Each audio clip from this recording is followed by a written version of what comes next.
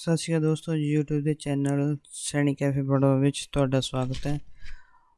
ਅੱਜ ਦੀ ਇਸ ਵੀਡੀਓ ਵਿੱਚ ਤੁਹਾਨੂੰ ਟ੍ਰਿਪਲ ਐਸ ਬੋਰਡ ਵੱਲੋਂ ਕਲਰਕਾਂ ਦੀ ਭਰਤੀ ਦੇ ਬਾਰੇ ਵਿੱਚ ਜਾਣਕਾਰੀ ਦੇਵਾਂਗਾ। ਟ੍ਰਿਪਲ ਐਸ ਬੋਰਡ ਵੱਲੋਂ ਕੁੱਲ 2374 ਕਲਰਕਾਂ ਦੀ ਭਰਤੀ ਕੱਢੀ ਗਈ ਹੈ, ਜਿਸ ਦੀ ਸਟਾਰਟਿੰਗ ਡੇਟ 23/10/2021 ਹੈ। ਜਾਣਕਾਰੀ ਸ਼ੁਰੂ ਕਰਨ ਤੋਂ ਪਹਿਲਾਂ ਜਿਹੜੇ ਇਸ ਚੈਨਲ 'ਤੇ ਨਵੇਂ ਹਨ ਉਹ ਇਸ ਚੈਨਲ ਸੈਣੀ ਕੈਫੇ ਬੜਬਾ ਨੂੰ ਸਬਸਕ੍ਰਾਈਬ ਕਰ ਲੈਣ ਤਾਂ ਜੋ ਉਹਨਾਂ ਨੂੰ ਅਗਲੀ ਵੀਡੀਓ ਬਾਰੇ ਨੋਟੀਫਿਕੇਸ਼ਨ ਸਭ ਤੋਂ ਪਹਿਲਾਂ ਮਿਲ ਸਕੇ। ਜਾਣਕਾਰੀ ਸ਼ੁਰੂ ਕਰਦੇ ਹਾਂ, ਜਿਸ ਵਿੱਚ ਅਸੀਂ ਸਭ ਤੋਂ ਪਹਿਲਾਂ ਮਹੱਤਵਪੂਰਨ ਮਿਤੀਆਂ ਦੇ ਬਾਰੇ ਵਿੱਚ ਜਾਣਕਾਰੀ ਲੈਂਦੇ ਹਾਂ। ਟ੍ਰਿਪਲ ਐਸ ਬੋਰਡ ਵਿੱਚ ਜੋ ਕਲਰਕਾਂ ਦੀਆਂ ਪੋਸਟਾਂ ਕੱਢੀਆਂ ਗਈਆਂ ਨੇ ਉਸ ਦੀ ਸਟਾਰਟਿੰਗ ਤਾਰੀਖ 23/10/2021 ਹੈ ਅਤੇ ਇਸ ਨੂੰ ਅਪਲਾਈ ਕਰਨ ਦੀ ਆਖਰੀ ਮਿਤੀ 18 ਨਵੰਬਰ 2021 ਹੈ, ਜਿਸ ਨੂੰ ਅਸੀਂ ਸ਼ਾਮ 5 ਵਜੇ ਤੱਕ ਭਰ ਸਕਦੇ ਹਾਂ। ਆਫਲਾਈਨ ਮੋਡ ਦੇ ਵਿੱਚ ਜੋ ਫੀਸ ਭਰਨ ਦੀ ਤਾਰੀਖ ਹੈ ਉਹ 23 ਨਵੰਬਰ 2021 ਹੈ। ਕਲਰਕਾਂ ਦੀਆਂ ਪੋਸਟਾਂ ਜੋ 2374 ਭਰਨੀਆਂ ਨੇ, ਇਸ ਨੂੰ ਡਿਪਾਰਟਮੈਂਟ ਦੀ ਵੈਬਸਾਈਟ triplesboard.punjab.gov.in 'ਤੇ ਭਰੀਆਂ ਜਾ ਸਕਦੀਆਂ ਹਨ। ਇਸ ਵਿੱਚ ਜੋ ਟੋਟਲ 2374 ਪੋਸਟਾਂ ਕੱਢੀਆਂ ਗਈਆਂ ਹਨ, ਇਹਨਾਂ ਦਾ ਵੇਰਵਾ ਹੈ ਉਹ ਡਿਪਾਰਟਮੈਂਟ ਵਾਈਜ਼ ਦਿੱਤਾ ਗਿਆ ਹੈ, ਜਿਸ ਤਰ੍ਹਾਂ ਕਿ ਸੀਰੀਅਲ ਨੰਬਰ 1 'ਤੇ ਡਾਇਰੈਕਟਰ ਸੱਭਿਆਚਾਰਕ ਮਾਮਲੇ ਵਿਭਾਗ ਵਿੱਚ ਜਨਰਲ ਕੈਟਾਗਰੀ ਵਿੱਚ ਵੂਮੈਨ ਦੇ ਲਈ 1 ਪੋਸਟ ਹੈ। SC ਕੈਟਾਗਰੀ ਦੇ ਵਿੱਚ ਮਜ਼੍ਹਬੀ ਅਤੇ ਵਾਲਮੀਕੀ ਦੇ ਵਿੱਚ 1 ਮੇਲ ਪਰਸਨ ਦੀ ਪੋਸਟ ਹੈ। ਅਤੇ ਇਸੇ ਤਰ੍ਹਾਂ ਪੋਸਟਾਂ ਜੋ ਨਿਕਲੀਆਂ ਹਨ, ਇਹਨਾਂ ਦੀ ਟੋਟਲ ਜੋ ਗਿਣਤੀ ਹੈ ਉਸ ਦੇ ਬਾਰੇ ਵਿੱਚ ਤੁਹਾਨੂੰ ਦੱਸ ਰਿਹਾ। ਕੁੱਲ ਜੋ ਅਸਾਮੀਆਂ ਦਿੱਤੀਆਂ ਗਈਆਂ ਨੇ, ਜਨਰਲ ਕੈਟਾਗਰੀ ਮੇਲ ਦੇ ਲਈ 344, ਫੀਮੇਲ ਦੇ ਲਈ 165 ਪੋਸਟਾਂ ਹਨ। SI ਕੈਟਾਗਰੀ ਦੇ ਵਿੱਚ ਮਜ਼੍ਹਬੀ ਅਤੇ ਵਾਲਮੀਕੀ ਮੇਲ ਕੈਂਡੀਡੇਟ 147 ਅਤੇ ਫੀਮੇਲ ਕੈਂਡੀਡੇਟ 79 ਹਨ। ਅਤੇ ਇਸੇ ਤਰ੍ਹਾਂ ਰਾਮਦਾਸੀ ਅਤੇ ਅਦਰ SC ਕੈਟਾਗਰੀ ਦੇ ਵਿੱਚ ਮੇਲ ਵਿੱਚ 127 ਅਤੇ ਵੂਮੈਨ ਦੇ ਵਿੱਚ 56 ਪੋਸਟਾਂ ਹਨ। BC ਮੇਲ ਦੇ ਵਿੱਚ 139 ਅਤੇ ਫੀਮੇਲ ਦੇ ਵਿੱਚ 83 ਪੋਸਟਾਂ ਹਨ। ਇਸ ਤਰ੍ਹਾਂ ਐਕਸ ਸਰਵਿਸਮੈਨ, ਜਨਰਲ ਅਤੇ ਸੈਲਫ ਅਤੇ ਡਿਪੈਂਡੈਂਟ, ਇਸ ਦੀਆਂ ਅਲੱਗ-ਅਲੱਗ ਪੋਸਟਾਂ ਦਿੱਤੀਆਂ ਹਨ। ਸੈਲਫ ਮੇਲ 240 ਅਤੇ ਫੀਮੇਲ 119 ਪੋਸਟਾਂ ਹਨ। ਇਸੇ ਤਰ੍ਹਾਂ SC ex serviceman SC category ਦੇ ਵਿੱਚ ਅਲੱਗ-ਅਲੱਗ ਪੋਸਟਾਂ ਹਨ। BC ਸੈਲਫ ਅਤੇ ਡਿਪੈਂਡੈਂਟ ਵਿੱਚ ਮੇਲ 94, ਫੀਮੇਲ 1। ਡਿਪੈਂਡੈਂਟ ਦੇ ਵਿੱਚ BC ਦੇ ਵਿੱਚ ਐਕਸ ਸਰਵਿਸਮੈਨ ਵਿੱਚ ਕੋਈ ਵੀ ਪੋਸਟ ਨਹੀਂ ਦਿੱਤੀ ਗਈ ਹੈ। ਸਿਰਫ BC ਐਕਸ ਸਰਵਿਸਮੈਨ ਜੋ ਸੈਲਫ ਨੇ ਉਹਨਾਂ ਦੇ ਲਈ ਹੀ ਪੋਸਟਾਂ ਦਿੱਤੀਆਂ ਹਨ। ਇਸੇ ਤਰ੍ਹਾਂ ਸਪੋਰਟਸ ਜਨਰਲ ਦੇ ਵਿੱਚ ਮੇਲ ਕੈਂਡੀਡੇਟ 97, ਫੀਮੇਲ ਕੈਂਡੀਡੇਟ 39 ਹਨ। SC ਕੈਟਾਗਰੀ ਮਜ਼੍ਹਬੀ ਅਤੇ ਵਾਲਮੀਕੀ, ਜਿਸ ਵਿੱਚ ਮੇਲ ਫੀਮੇਲ ਟੋਟਲ 39 ਪੋਸਟਾਂ ਹਨ, 36 ਮੇਲ ਦੀਆਂ ਅਤੇ 3 ਫੀਮੇਲ। ਰਾਮਦਾਸੀਆ ਐਂਡ ਅਦਰ ਹੈ ਜੋ ਉਸ ਵਿੱਚ 30 ਮੇਲ ਅਤੇ 2 ਫੀਮੇਲ ਕੈਟਾਗਰੀ ਦੀਆਂ ਹਨ। ਇਸ ਤਰ੍ਹਾਂ ਫਿਜ਼ੀਕਲ ਹੈਂਡੀਕੈਪਟ ਦੇ ਵਿੱਚ ਜੋ ਪੋਸਟਾਂ ਦਿੱਤੀਆਂ ਗਈਆਂ ਨੇ ਉਸ ਦੀ ਵੀ ਡਿਟੇਲ ਹੈ। ਅਤੇ ਇਸ ਤਰ੍ਹਾਂ ਫਰੀਡਮ ਫਾਈਟਰ ਦੇ ਵਿੱਚ ਮੇਲ ਫੀਮੇਲ ਜੋ ਹੈ ਮੇਲ ਦੀਆਂ 66 ਅਤੇ ਫੀਮੇਲ ਦੀਆਂ 11 ਪੋਸਟਾਂ ਹਨ। ਇਕਨੋਮਿਕ ਵੀਕਰ ਸੈਕਸ਼ਨ ਮੇਲ ਦੇ ਵਿੱਚ 119 ਅਤੇ ਫੀਮੇਲ ਦੇ ਵਿੱਚ 58 ਪੋਸਟਾਂ ਦਿੱਤੀਆਂ ਹਨ। ਕੁੱਲ ਮਿਲਾ ਕੇ ਟੋਟਲ ਜੋ ਪੋਸਟਾਂ ਬਣਦੀਆਂ ਹਨ 2374 ਪੋਸਟਾਂ ਬਣਦੀਆਂ ਹਨ, ਜੋ ਕਿ ਅਲੱਗ-ਅਲੱਗ ਡਿਪਾਰਟਮੈਂਟ ਦੇ ਵਿੱਚ ਭਰੀਆਂ ਜਾਣੀਆਂ ਹਨ।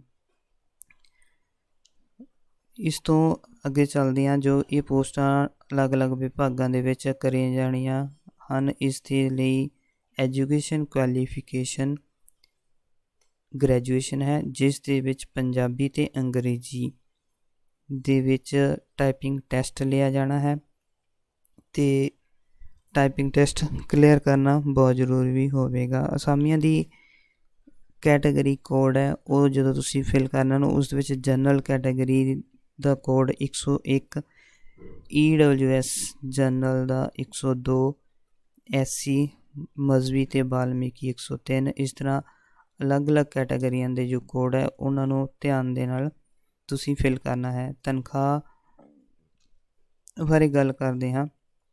19,900 ਤੋਂ ਸੈਕਿੰਡ ਲੈਵਲ ਜੋ ਪੇ ਕਮਿਸ਼ਨ 7th ਦਾ ਹੈ ਉਸ ਦੇ ਅਕੋਰਡਿੰਗ 19,900 ਦੀ ਸੈਲਰੀ ਹੈ ਉਹ ਸਟਾਰਟਿੰਗ ਹੋਏਗੀ। ਸੈਲਰੀਆਂ ਦੇ ਜੋ ਭੱਤੇ ਬਾਰੇ ਫੈਸਲੇ ਆ ਉਹ ਸੰਬੰਧਿਤ ਵਿਭਾਗ ਵੱਲੋਂ ਲਿਆ ਜਾਵੇਗਾ। ਅਤੇ ਇਸ ਤੋਂ ਬਿਨਾਂ ਤੁਹਾਡੀ ਜੋ ਵਿੱਦਿਅਕ ਯੋਗਤਾ ਹੈ ਇਸ ਵਿੱਚ ਘੱਟੋ ਘੱਟ ਬੈਚਲਰ ਡਿਗਰੀ ਤੁਹਾਡੇ ਕੋਲ ਮਤਲਬ ਗ੍ਰੈਜੂਏਸ਼ਨ ਹੋਣੀ ਚਾਹੀਦੀ ਹੈ।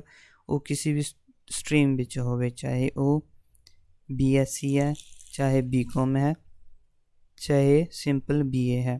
ਇਸ ਤੋਂ ਬਿਨਾਂ ਤੁਹਾਡੇ ਕੋਲ ਕੰਪਿਊਟਰ ਕੋਰਸ ਹੋਣਾ ਬਹੁਤ ਜ਼ਰੂਰੀ ਹੈ। ਅਤੇ ਨੈਕਸਟ ਇਸ ਵਿੱਚ ਕੰਪਿਊਟਰ ਇਨਫੋਰਮੇਸ਼ਨ ਟੈਕਨੋਲੋਜੀ ਦਾ O ਲੈਵਲ ਸਰਟੀਫਿਕੇਟ ਤੁਹਾਡੇ ਕੋਲ ਹੋਣਾ ਚਾਹੀਦਾ। ਇਹਨਾਂ ਵਿੱਚ ਕੋਈ ਵੀ ਕੁਆਲੀਫਿਕੇਸ਼ਨ ਤੁਹਾਡੇ ਕੋਲ ਪੂਰੀ ਹੋਣੀ ਚਾਹੀਦੀ ਹੈ, ਜਾਂ ਤੁਹਾਡੇ ਕੋਲ ਗ੍ਰੈਜੂਏਸ਼ਨ ਪਲੱਸ ਕੰਪਿਊਟਰ ਕੋਰਸ ਹੋਵੇ ਜਾਂ O ਲੈਵਲ ਸਰਟੀਫਿਕੇਟ ਹੋਵੇ। ਅਤੇ ਇਸ ਤੋਂ ਬਿਨਾਂ ਟੈਸਟ ਦੇ ਲਈ ਪੰਜਾਬੀ ਫੋਂਟ ਰਾਵੀ ਹੋਵੇਗਾ ਜਿਸ ਵਿੱਚ ਤੁਸੀਂ ਟਾਈਪਿੰਗ ਟੈਸਟ ਆਪਣਾ ਕਲੀਅਰ ਕਰਨਾ ਹੈ। ਅਤੇ ਇਸ ਤੋਂ ਬਿਨਾਂ ਇੰਗਲਿਸ਼ ਟਾਈਪਿੰਗ ਟੈਸਟ ਵੀ ਤੁਹਾਡਾ ਇਸ ਦੇ ਨਾਲ ਹੀ ਹੋਵੇਗਾ। ਦੋਨਾਂ ਦੀ ਟਾਈਪਿੰਗ ਸਪੀਡ ਪੰਜਾਬੀ ਅਤੇ ਅੰਗਰੇਜ਼ੀ ਦੋਨਾਂ ਦੀ 35 ਵਰਡ ਪਰ ਮਿੰਟ ਦੀ ਹੋਵੇਗੀ। ਵਿੱਦਿਅਕ ਯੋਗਤਾ ਸੰਬੰਧੀ ਅਪਲਾਈ ਕਰਨ ਦੀ ਮਿਤੀ 18/11/2021 ਤੋਂ ਪਹਿਲਾਂ ਦਾ ਜਾਰੀ ਹੋਣਾ ਚਾਹੀਦਾ ਹੈ। ਭਾਵ ਕਿ ਤੁਹਾਡਾ ਜੋ ਐਜੂਕੇਸ਼ਨ ਕੁਆਲੀਫਿਕੇਸ਼ਨ ਹੈ ਉਹ 18/11/2021 ਤੋਂ ਪਹਿਲਾਂ ਤੁਸੀਂ ਤੁਹਾਡੀ ਕੁਆਲੀਫਿਕੇਸ਼ਨ ਉਹ ਪੂਰੀ ਹੋਣੀ ਚਾਹੀਦੀ ਹੈ। ਉਮਰ ਦੀ ਗੱਲ ਕਰਦੇ ਹਾਂ। ਜਨਰਲ ਕੈਟਾਗਰੀ ਵਿੱਚ 18 ਤੋਂ 37 ਸਾਲ ਤੱਕ ਦੀ ਉਮਰ ਹੈ, ਇਸ ਤੋਂ ਘੱਟ ਜਾਂ ਵੱਧ ਨਹੀਂ ਹੋਣੀ ਚਾਹੀਦੀ। ਪਛੜੀ ਸ਼੍ਰੇਣੀ, ਅਨੁਸੂਚਿਤ ਜਾਤੀ ਦੋਵਾਂ ਦੀ ਵੱਧ ਤੋਂ ਵੱਧ ਉਮਰ 42 ਸਾਲ ਦੀ ਹੈ। ਇਸ ਤੋਂ ਬਿਨਾਂ ਰਾਜ ਅਤੇ ਕੇਂਦਰੀ ਸਰਕਾਰ ਦੇ ਜਿਹੜੇ ਕਰਮਚਾਰੀ ਨੇ ਉਹਨਾਂ ਦੀ ਵੱਧ ਤੋਂ ਵੱਧ ਸੀਮਾ ਉੱਪਰਲੀ ਸੀਮਾ ਉਹ 45 ਸਾਲ ਦੀ ਹੋਵੇਗੀ। ਐਕਸ ਸਰਵਿਸਮੈਨ ਦੀ ਉਮਰ ਸੀਮਾ 3 ਸਾਲ ਤੋਂ ਵੱਧ ਨਹੀਂ ਹੋਵੇਗੀ। ਅਤੇ ਇਸ ਤੋਂ ਬਿਨਾਂ ਜੋ ਹੈਂਡੀਕੈਪਟ ਪਰਸਨ ਨੇ ਉਹਨਾਂ ਦੀ ਉਮਰ 10 ਸਾਲ ਛੋਟ ਦਿੰਦੇ ਹੋਏ ਉਹਨਾਂ ਦੀ ਟੋਟਲ ਉਮਰ 37 + 10 47 ਸਾਲ ਹੋਵੇਗੀ।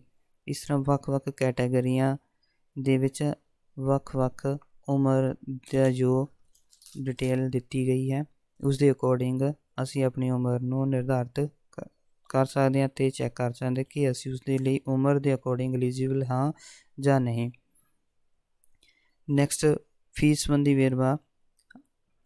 ਜਨਰਲ ਕੈਟਾਗਰੀ, ਫਰੀਡਮ ਫਾਈਟਰ ਅਤੇ ਸਪੋਰਟਸ ਜੋ ਕੈਂਡੀਡੇਟ ਨੇ ਉਹਨਾਂ ਦੀ 1000 ਰੁਪਇਆ ਫੀਸ ਹੈ। ਇਸ ਤੋਂ ਬਿਨਾਂ SC, BC ਅਤੇ EWS ਇਕੋਨਮਿਕ ਵੀਕਰ ਸੈਕਸ਼ਨ ਦੇ ਜੋ ਕੈਂਡੀਡੇਟ ਨੇ ਉਹਨਾਂ ਦੀ 250 ਰੁਪਏ ਫੀਸ ਹੈ। ਐਕਸ ਸਰਵਿਸਮੈਨ ਅਤੇ ਹੈਂਡੀਕੈਪਟ ਪਰਸਨ ਹੈ ਉਹਨਾਂ ਦੀ ਫੀਸ ਉਸਦੀ ਫੀਸ 200 ਰੁਪਏ ਹੈ। ਐਕਸ ਸਰਵਿਸਮੈਨ ਅਤੇ ਡਿਪੈਂਡੈਂਟ ਸੈਲਫ ਅਤੇ ਡਿਪੈਂਡੈਂਟ ਉਹਨਾਂ ਦੀ ਫੀਸ 200 ਰੁਪਏ। ਇਸ ਤੋਂ ਬਿਨਾਂ ਜੋ ਹੈਂਡੀਕੈਪਟ ਪਰਸਨ ਨੇ ਉਹਨਾਂ ਦੀ ਫੀਸ 500 ਰੁਪਇਆ ਹੈ। ਅਗਰ ਕਿਸੇ ਦੀ ਉਮੀਦਵਾਰ ਦੁਆਰਾ ਇੱਕ ਵਾਰ ਅਦਾ ਕੀਤੀ ਫੀਸ ਕਿਸੇ ਵੀ ਸਥਿਤੀ ਵਿੱਚ ਵਾਪਿਸ ਨਹੀਂ ਹੋਵੇਗੀ। ਅਤੇ ਇਸ ਤੋਂ ਬਿਨਾਂ ਜੋ ਚੋਣ ਵਿਧੀ ਹੈ ਉਸ ਵਿੱਚ ਸਭ ਤੋਂ ਪਹਿਲਾਂ ਅਸੀਂ ਗੱਲ ਕਰਦੇ ਹਾਂ ਕਿ ਸਭ ਤੋਂ ਪਹਿਲਾਂ ਇੱਕ ਓਬਜੈਕਟਿਵ ਟਾਈਪ ਟੈਸਟ ਹੋਵੇਗਾ।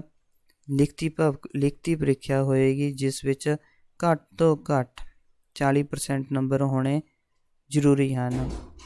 ਮਤਲਬ ਕਿ ਓਬਜੈਕਟਿਵ ਟਾਈਪ ਟੈਸਟ ਦੇ ਵਿੱਚ ਜੋ ਕੈਂਡੀਡੇਟ ਦੇ ਕਿਸੇ ਵੀ, ਚਾਹੇ ਉਹ ਕਿਸੇ ਵੀ ਕੈਟਾਗਰੀ ਦਾ ਹੈ, ਉਸਦੇ 40% ਨੰਬਰ ਹੋਣੇ ਜ਼ਰੂਰੀ ਹਨ। ਉਹ ਹੀ ਕੈਂਡੀਡੇਟ ਆਪਣੀ ਟਾਈਪਿੰਗ ਟੈਸਟ ਦੇ ਲਈ ਐਲੀਜੀਬਲ ਹੋਵੇਗਾ। ਤੇ ਇਸ ਤੋਂ ਬਿਨਾਂ ਲਿਖਤੀ ਪਾਸ ਉਮੀਦਵਾਰ 40% ਅੰਕ ਪ੍ਰਾਪਤ ਕਰਨ ਵਾਲੇ ਉਮੀਦਵਾਰ ਵਿੱਚੋਂ ਸਮਰੱਥ ਅਥਾਰਟੀ ਦੇ ਫੈਸਲੇ ਅਨੁਸਾਰ ਬੁਲਾਏ ਜਾਣ ਵਾਲੇ ਉਮੀਦਵਾਰ ਦਾ ਅੰਗਰੇਜ਼ੀ ਅਤੇ ਪੰਜਾਬੀ ਵਿੱਚ 30 ਸ਼ਬਦ ਪ੍ਰਤੀ ਮਿੰਟ ਦੀ ਸਪੀਡ ਨਾਲ ਟਾਈਪਿੰਗ ਟੈਸਟ ਲਿਆ ਜਾਵੇਗਾ। ਅਤੇ ਜਿਵੇਂ ਕਿ ਤੁਹਾਨੂੰ ਪਹਿਲਾਂ ਦੱਸਿਆ ਕਿ ਜੋ ਟਾਈਪਿੰਗ ਟੈਸਟ ਹੈ ਉਹ ਪੰਜਾਬੀ ਟੈਸਟ ਉਹ ਰਾਵੀ ਫੌਂਟ ਵਿੱਚ ਲਿਆ ਜਾਵੇਗਾ ਅਤੇ ਅੰਗਰੇਜ਼ੀ ਟਾਈਪਿੰਗ ਟੈਸਟ ਕੇਵਲ ਕੁਆਲੀਫਾਈ ਨੇਚਰ ਹੋਵੇਗਾ। ਮਤਲਬ ਕਿ ਇਹ ਟੈਸਟ ਤੁਹਾਨੂੰ ਪਾਸ ਕਰਨਾ ਬਹੁਤ ਜ਼ਰੂਰੀ ਵੀ ਹੋਵੇਗਾ। ਟੈਸਟ ਤੋਂ ਬਾਅਦ ਜੋ ਮੈਰਿਟ ਲਿਸਟ ਬਣੇਗੀ ਉਹ ਤੁਹਾਡੀ ਲਿਸਟ ਜੋ ਪਹਿਲੇ ਟੈਸਟ ਹੋਇਆ ਸੀ ਉਸ ਦੇ ਅਕੋਰਡਿੰਗ ਤੁਹਾਡੀ ਮੈਰਿਟ ਲਿਸਟ ਬਣੇਗੀ। ਸਿਰਫ ਟਾਈਪਿੰਗ ਟੈਸਟ ਤੁਹਾਡੀ ਲਈ ਐਲੀਜੀਬਿਲਟੀ ਹੀ ਹੋਵੇਗੀ ਕਿ ਉਸ ਨੂੰ ਪਾਸ ਕਰਨਾ ਜ਼ਰੂਰੀ ਹੈ। ਉਸ ਤੋਂ ਬਾਅਦ ਮੈਰਿਟ ਹੈ ਉਹ ਤੁਹਾਡੇ ਨੰਬਰਾਂ ਦੇ ਅਕੋਰਡਿੰਗ ਹੀ ਬਣਨੀ ਹੈ। ਇਸ ਤੋਂ ਬਿਨਾਂ ਅਗਰ ਕਿਸੇ ਦੇ ਵਿੱਚ ਬਰਾਬਰੀ ਸੰਬੰਧੀ ਕੋਈ ਵੇਰਵਾ ਹੈ ਤਾਂ ਉਸ ਦੇ ਵਿੱਚ ਜਨਮ ਮਿਤੀ ਦੇ ਆਧਾਰ 'ਤੇ ਕੈਂਡੀਡੇਟ ਨੂੰ ਪ੍ਰੈਫਰੈਂਸ ਮਿਲੇਗੀ। ਅਤੇ ਇਸ ਤੋਂ ਬਿਨਾਂ ਜੇਕਰ ਕੈਂਡੀਡੇਟ ਦੀ ਗਿਣਤੀ ਜ਼ਿਆਦਾ ਪਾਈ ਜਾਂਦੀ ਹੈ ਤਾਂ ਉਸ ਦੇ ਵਿੱਚ ਨੋਰਮਲਾਈਜੇਸ਼ਨ ਦਾ ਫਾਰਮੂਲਾ ਹੈ ਜਿਹੜਾ ਉਹ ਯੂਜ਼ ਕੀਤਾ ਜਾਵੇਗਾ। ਅਪਲਾਈ ਕਰਨ ਦੀ ਵਿਧੀ ਉਸ ਦੇ ਵਿੱਚ ਤੁਸੀਂ SSS ਬੋਰਡ ਦੀ ਸਾਈਟ 'ਤੇ ਜਾ ਕੇ ਆਪਣੀ ਇਹ ਐਪਲੀਕੇਸ਼ਨ ਫਾਰਮ ਫਿਲ ਕਰਨਾ ਹੈ, ਜਿਸ ਦੀ ਤਾਰੀਖ 23/10/2021 ਤੋਂ 18/11/2021 ਹੈ ਅਤੇ ਲਾਸਟ ਤਾਰੀਖ ਟਾਈਮ 5 ਵਜੇ ਤੱਕ ਦਾ ਹੈ। ਇਸ ਦੇ ਸੰਬੰਧੀ ਅਗਰ ਤੁਸੀਂ ਹੋਰ ਡਿਟੇਲ ਵਿੱਚ ਕੋਈ ਜਾਣਕਾਰੀ ਪ੍ਰਾਪਤ ਕਰਨਾ ਚਾਹੁੰਦੇ ਹੋ, ਅਗਰ ਤੁਹਾਨੂੰ ਕੁਝ ਨਹੀਂ ਸਮਝ ਆਇਆ ਤਾਂ ਤੁਸੀਂ ਮੈਨੂੰ ਮੇਰੇ ਚੈਨਲ 'ਤੇ ਕਮੈਂਟ ਕਰਕੇ ਇਸ ਦੇ ਬਾਰੇ ਵਿੱਚ ਹੋਰ ਜਾਣਕਾਰੀ ਲੈ ਸਕਦੇ ਹੋ। ਅੱਜ ਦੀ ਇਸ ਵੀਡੀਓ ਦੇ ਵਿੱਚ ਇੰਨਾ ਹੀ। ਸਤਿ ਸ਼੍ਰੀ ਅਕਾਲ ਦੋਸਤੋ।